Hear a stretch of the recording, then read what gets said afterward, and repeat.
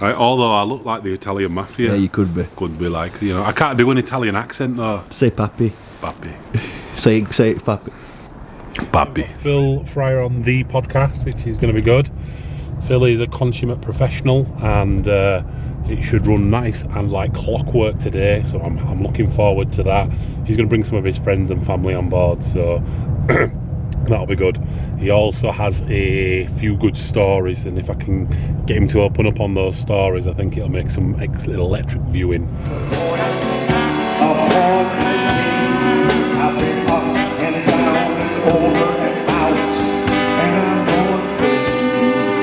Each time I find myself flat on my face, I pick myself up and get back in. That's why he doesn't like California, so damn cold and extent. That's why the lady, she's a trend. I started this podcast show probably about sort of 4 or 5 months ago. Yeah. I managed to get 20 people on nearly now, so you're number 19, which wow. I'm really excited to have somebody like yourself on, Phil. I'm not going to blow too much smoke up your backside, but I'm really excited just because I think in Morley as an area, you've done so much. You're a very, very well-known person, and you've done so many different things in your career. Yeah, kind of a bit diverse, hasn't it? You've kind of just gone and done probably what you probably just, well, from an outsider looking in, it looks like you've just found something you enjoy doing and just go do it and do it to the best of your ability. Yeah, try something out and see where you go, really. See how far you can take it. Absolutely. Yeah, And I think for me, my first memories of Phil was Phil's Barbers, which was at the top of Cherwell Hill. And that's probably, when did you start that? Was it? Well, Phil's Barbers originated in Holbeck first. Okay. So I used to work at Tunnel Barbers in Morley as an apprentice. And then in about 1980, 81, I got offered my own shop down in Holbeck, just a little place next door to the Wagon and Horses on the Old Ellen Road. And it was a big risk. At the time, would all my customers come down there to me in the middle of nowhere in this, run-down kind of place as well? And it took off really well. And 5 years after that, 86, I got offered a building in Cherwell, which used to be the old co-op, but it had been closed down for about 50 years, and it was just sort of semi-derelict. So I made an offer, and then we did it out as a barber shop, and turned upstairs into a 3-bedroom house. It's the only way we could afford to do it, really. We had to sell our house. I had to kind of beg Karen to go with me with it, and literally rip the place to pieces and live above a shop. So did you live above the shop when you was at the bar? Did you have children then as well? Or blimey, I remember that because you had the barbers, but didn't you sell the top off eventually? Yes, we sold the top half and then kept the ownership of the shop and basements, and still own it now. So it's kept all of it just in case. Yeah. Just in case anything dries up work-wise, but so far it's not. Yeah. And I think sort of going back into that time frame as well, it sort of, one of the things I always remember is when you went to Phil's Barbers, it was kind of an experience. It wasn't just a haircut. So you'd have probably 1 or 2 women that would sit there, and then there would Phil always used to be in the corner. He used to be in the corner. I did, and there'd be a queue for Phil, and there'd be a queue for anybody who didn't want Phil, wasn't there? True, yeah. And usually my queue was twice as long as anybody else's. And I think they just wanted the Phil Fryer experience, didn't they, really? Yeah, we used to have a really good chat with people about their lives, about what I was up to, and it wasn't just about having your hair cut. Yeah. And that's what made it really interesting for us all, And you enjoyed it as well, and I just kind of felt sorry for those girls a little bit. Yeah. I think there were a couple of times where I just thought, I'm going to go because I feel sorry for her. Phil's doing all right. He's probably thinking that, God, will someone go with these girls because I'm jigging at a full. Yeah, I want an early finish. Can you just go away? Yeah. And one of my first memories of when I did the hair, it was in the 80s. It must have been, I would probably say late 80s. The American flat top. Oh yeah, was in. That was and that was. I think there was only me who could do it at the time in Morley maybe. And it was a bit of a pain, to be honest. It used to take twice as long as a normal haircut, but you didn't charge twice as much money. Yeah. So when anybody ever asked for it, they were like, oh, here we go, you know. Flat top. You used to have that hair thing that had a spirit level in it. Do you remember? Yeah, yeah. The spirit level in it. And so, like a white person's hair, you didn't have to be afro. Am I thinking? Yeah, no, normal person's hair. Yeah, my Yeah, it hair was, yeah. fine, Got a lot of gel in it, or You were almost, you had to cut it a certain way. I mean, yeah, you you know, should you're cut the it a expert. certain way, and the front used to stick up, obviously, like the American GIs it came from. But it was really difficult, and obviously on the massive comb, the comb was about this wide, and you stick it in the front of the head like this, and the spirit level was on it, and you'd always get some idiot sat like that, you know, and there's a spirit level on it, and when you finish, it's not straight. It's been sat like that for the last 20 minutes. But yeah, anyway, that was another story. Yeah. So how long was you at the barbers, and what made you get into barbering? What was the? Well, it wasn't like when I was at school. All my family, believe it or not, so I'm originally from Batley, but my family were all in carpet mills. Would you believe it? I mean, when you talk about that now, people say, like, "What are those?" You What's know? a carpet mill? But yeah, my grandparents, mum and dad, brothers, sisters, everybody sort of seemed to go with white carpets. And as I'm getting sort of near 15 and thinking about a career, I thought, there's no way I want to do that. I want to do something a bit different. So I think anything. Drive wagons I'd do, because on the other side of the family, my granddad had his own haulage company, and my uncle still had a haulage company. So I thought, I want to get into something different. I want to be out. You know, I don't want to be stuck in some mill in the middle of nowhere. Anyway, as it happens, my mum knew a chap in Morley, this Polish guy, who had Town Hall Barbers, and it was a successful business, well, best business in Morley, Town Hall Buildings, about 5 staff, and he owed the family a favour, because when he first came over from Poland, when they at the end of the Second World War, obviously they were all escaping, being killed by Nazis. My grandparents put him up in their loft.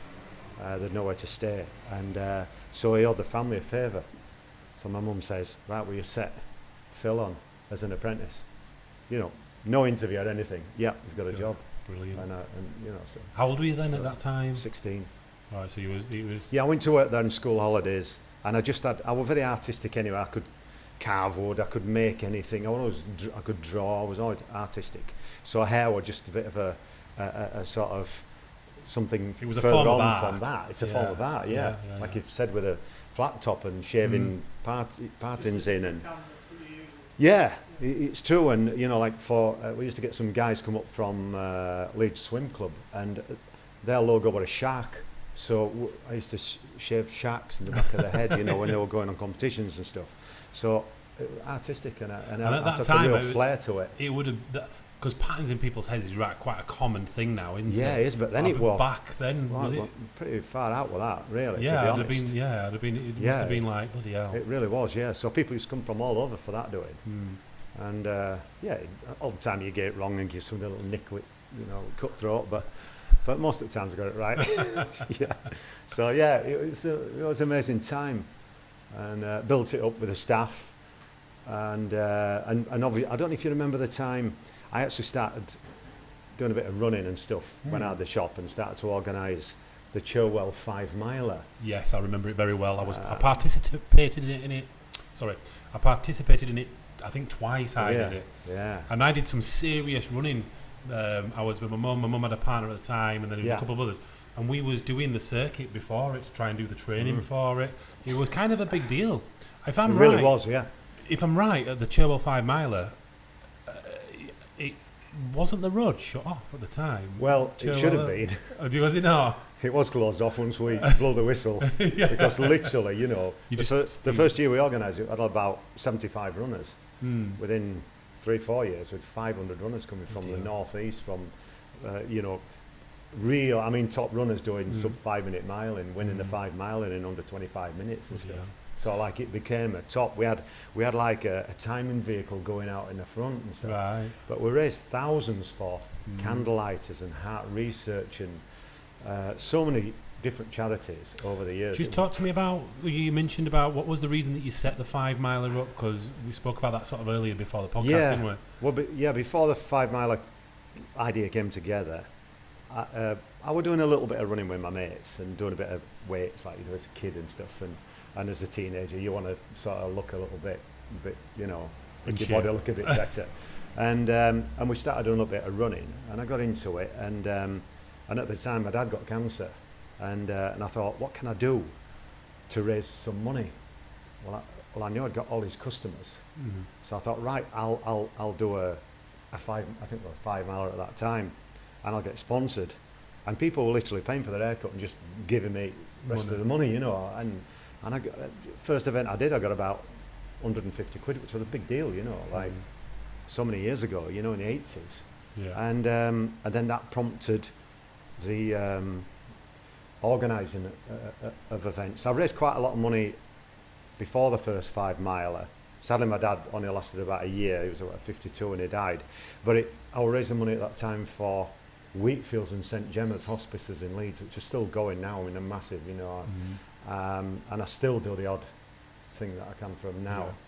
But we must have raised thousands over the time, you know. And did you have a team that had to manage it over the years as it got bigger, or was it just you that It was just basically it just was you that me. did it on I had your own? a cousin of my wife's, of Karen's, used to come. She was really good with the bookwork administration and admin, yeah.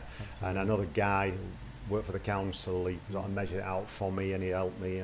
And some people involved with the charities had come and marshal for us.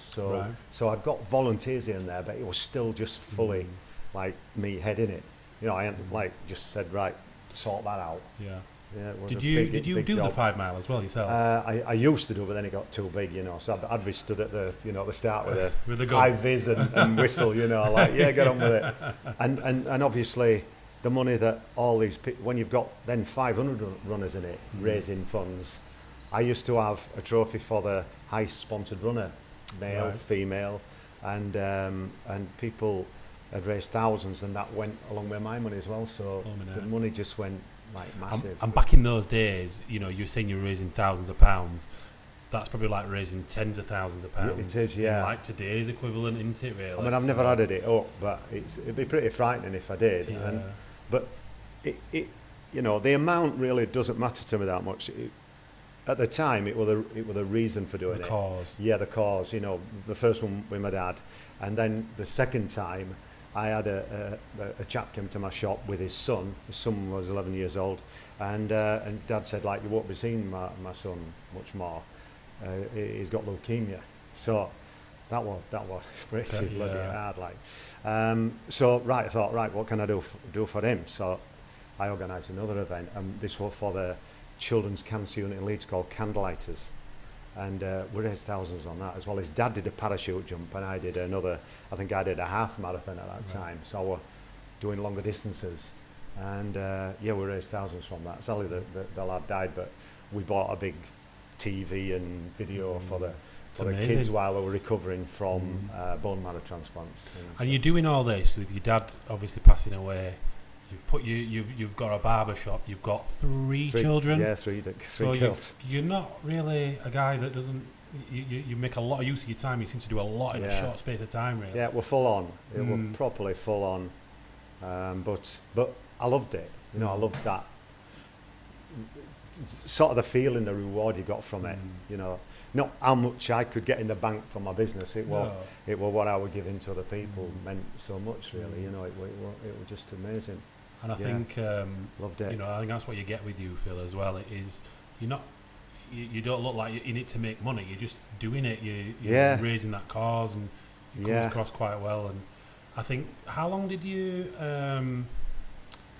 What happened then after the 5 mile? Did it finish eventually? Yeah, the police basically sort of, you know, started getting pretty heavy with it, you know, because you had to start with permission for roads to be closed, and it just got a bit too much then, and it was like, I'm not having all this politics. I thought, no, I'm getting out. There's a lot of health and safety and all that sort of stuff in it. And I'd also, by that time, I'd got the sort of sniff that triathlons were starting to come together. You know, I'd heard about this new sport, this swim, bike, run, and this is like 1988, 89, and you're thinking, you know, this sounds amazing. This, you know, a new challenge. Let's go for.